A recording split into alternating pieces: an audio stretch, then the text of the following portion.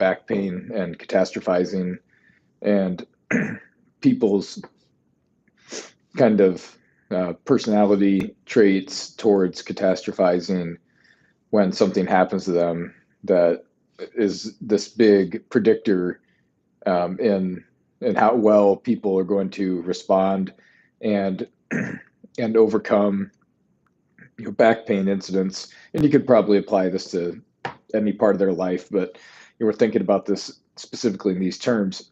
And I just want to make sure that we touch on one more time that the person communicating, excuse me, the person communicating with the patient about what's going on with them.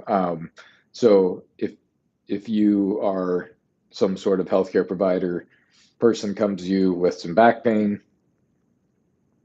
if you have suspicion to have imaging done or anything like that, orthopedic tests, all those things, how you communicate with the person is just as important as anything else, because if there's somebody who's kind of rides that line of being a catastrophizer, or somebody who is creates that mindset in everything that happens to them, it's going to be very, if you are talking to them about like imaging that gets done or their back pain in really like fearful, negative ways, then all you're doing is pushing them further down that catastrophizing rabbit hole.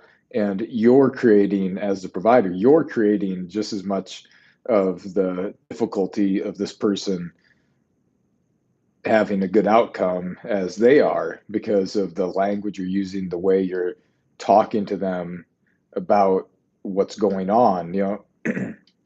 I've had people who have had chronic back pain for years and years and years talk to me about how when they first had some incident, they may have an MRI X-ray done, the provider is looking at the X-ray and says stupid stuff to the patient, like, and your back looks like you're 80 years old and you're only 40, or this is the worst back I've ever seen. I can't believe you're not in more pain. Or if you don't do something about this soon, you're going to end up in a wheelchair.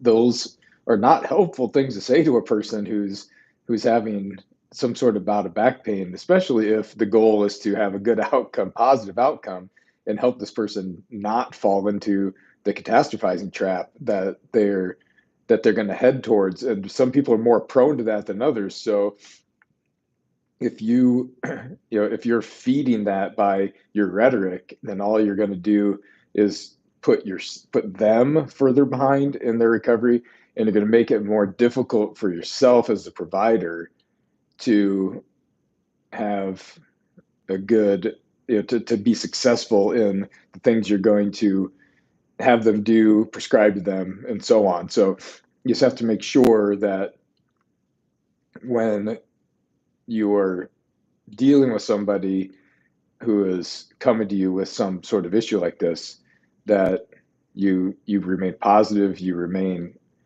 giving them hope and how they can recover. You always pointing towards them getting back to the things that they enjoy and so on, because you don't want to become, as the provider, with your language, part of the reason that you don't get a good outcome. So you always keep that in mind. Always be careful when you're talking to people that present with these kinds of issues. Check out my channel for more stuff. See you next time.